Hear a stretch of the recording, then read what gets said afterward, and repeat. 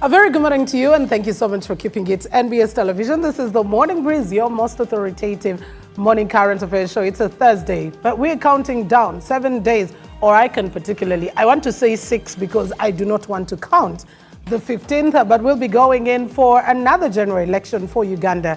And of course, this is the period, the time that presidential candidate, members of parliament, amongst other people, are doing their last-minute courting of the different players or the voters, coming out with different strategies on how they can be able to woo as many votes to themselves. As it has always been on Thursday, our conversations rotate around the economy, and today we'll be looking at the contribution to trade by the current establishment that is seeking another term. Particularly President Museveni will be seeking an 8th term. But what is the assessment of commitment to trade, or the assessment of what the current establishment has done? And none other than the two distinguished guests that will be joining me this morning. On my immediate right, today I've broken the rule. I normally start with ladies first, except when there is danger. But allow me introduce to you Mr. Philip Kakuru, who is a senior presidential advisor on trade. Mr. Kakuru, it's a pleasure having you here. Good morning. Good morning. And it's my pleasure that we come to share with Ugandans on how far we've come, because trade is a critical element of society. It doesn't know the political climate. It doesn't know the political parties. We all want money. We all want a better working economy.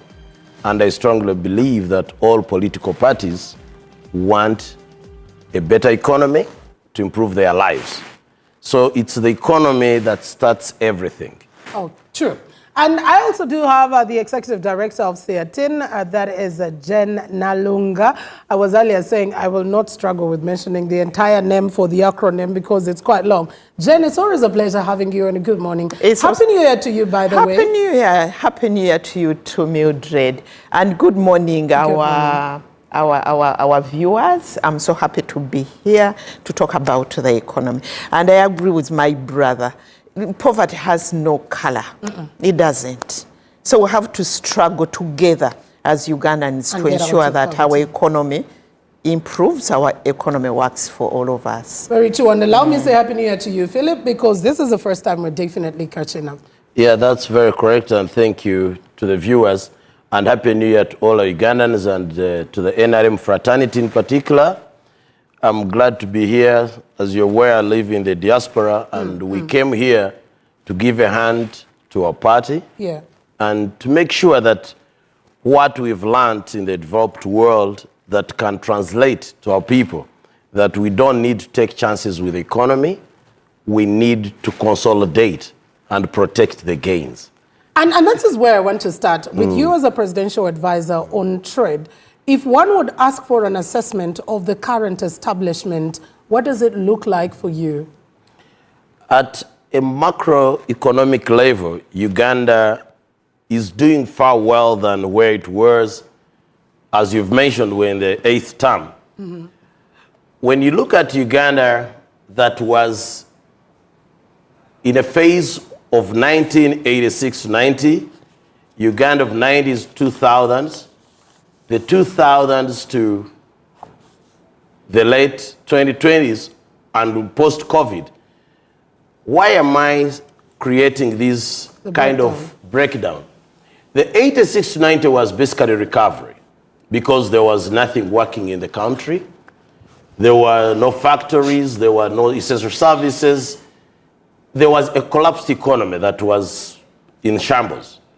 Now, an economy from the doldrums to an economy that comes to talk about policies and structuring or reconstruction in the 90s to the early 2000s was setting the pace. Now, when we find ourselves at a level where we are taking off, in economics we call the takeoff period, and you see Ugandans not appreciating that. I always say that an oxtail is cooked over a long time. That's why it is juicy. Unlike a popcorn, which you put in a microwave and it gets cold so fast. What would we prefer? It takes a length of time to rebuild an economy, from 3.9 billion to a 67 billion projected by IMF. When you look at industrialization that has taken place, the skyscrapers in Kampala, when you look at lack of essential goods that were there in 1986 to now, we look at the oil which the British told us that the oil had evaporated because of volcanic eruptions, but the oil is setting us to a different phase. You look at institutions like URA that were brought in the 1980s and the tax collection. You look at programs that have brought Ugandans into socio-economic sector, for example, from PDM, Myoga. Every Ugandan is entrepreneurial. Now, this does not come by mistake. It's out of a conducive environment called peace.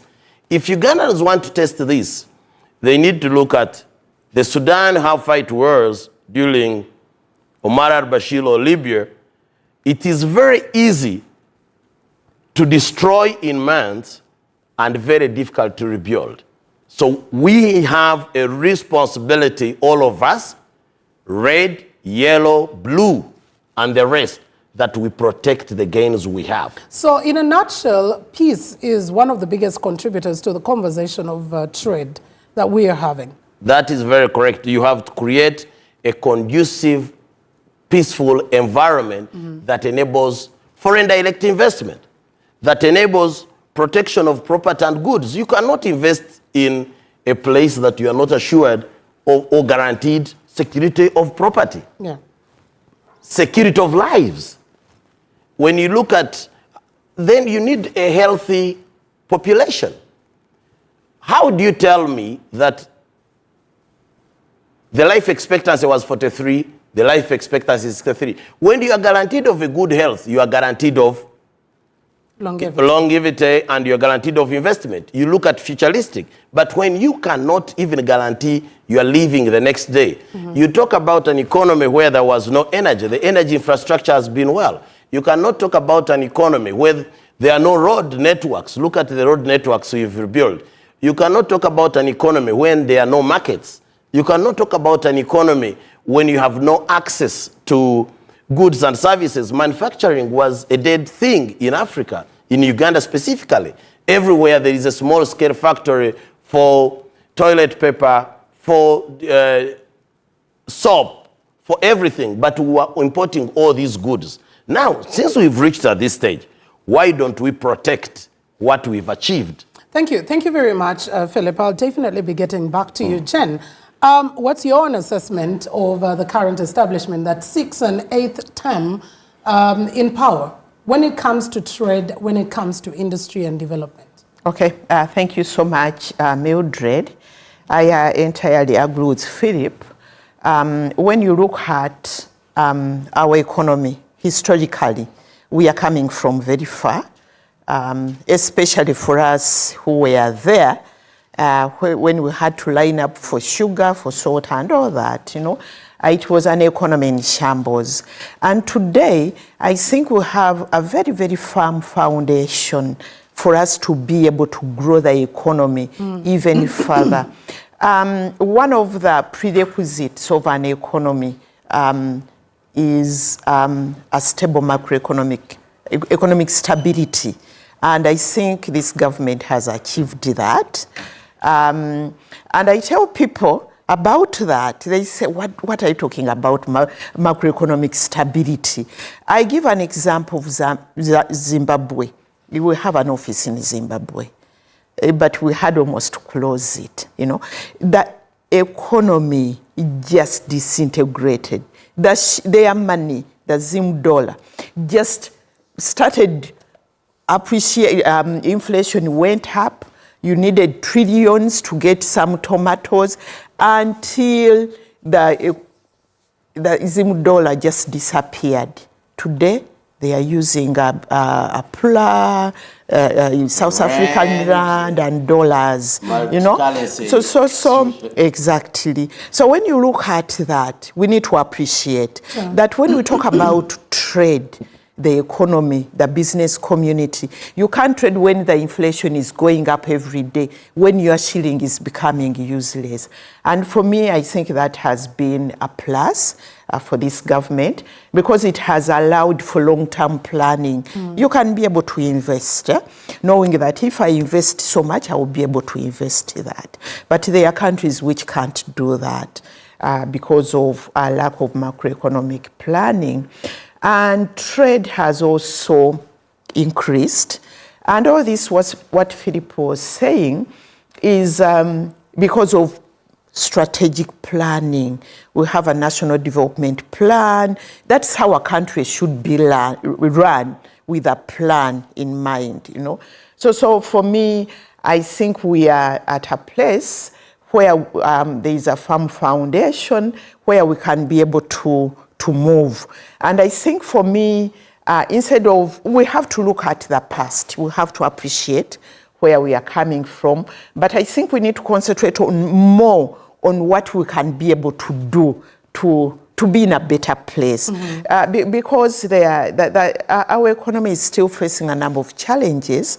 When we look at our business community, almost 90% are small, medium, you know, those who are, they are running businesses, they are sole proprietors, family businesses, you know. So we need to be able to ensure that we pull as many Ugandans as possible in the business community to go up the ladder, to be able to manufacture, to have more industries. And for me, I think that's where we need to concentrate on what can we do better. Oh, yeah. For example, when it comes to agriculture, to industrialization, how best can we be able to ensure that our industrial parks are working better? You know, for me and our organization, we don't sugarcoat. We look at issues objectively. We appreciate where it's we can and appreciate. Definitely, those are the issues we want to get into. Holistically, yes, there is a plus. A lot that has changed over the time. But now we want to get deeper into the nitty-gritty. Yes, currently the government is looking at a 10-fold growth agenda where it's choosing on ATMs to be able to drive that growth to a $500 billion economy. But let me start with you, Philip, on especially the issue of access to capital. Because if you're going to engage in business, if you're going to engage in trade, if you're going to engage in industrializations, there's definitely going to be capital available for you to start or to even expand if you're already in business. Let's look at that, because money is becoming extremely expensive, especially looking at the interest rates that our commercial banks can be able to. There is a lot of need for long-term finance or long-term capital, which is still very, very minimal within, of course, the Uganda Development Bank coming through. What is your assessment in that regard, and what would you prescribe that we need to be doing? To build a robust private sector, truly you need capital. Capital that is of low interest rate. As you've mentioned, our priorities are on the ATMs, agriculture, tourism, manufacturing, and services. And when you look at our economy in 1986 to now, agriculture has reduced from 52 to about 15-20% of the GDP's contribution. What does that tell you? Manufacturing, which was not there, has picked up to 20. You look at services. So we mean in technology, in the industries like where we are here, the NBSs, you look at hotels from skies to the skyscrapers in Kampala. What are they looking at? Money smells something. And wherever you see development, money comes along. We need to give cheap capital. Has it been done? Agricultural loans are at 12%. We know that UDB is providing cheap loans at about, some of them, 9%. And government is saying, why are we looking at the topmost? It has gone to the bottom of the ladder, which is the village level.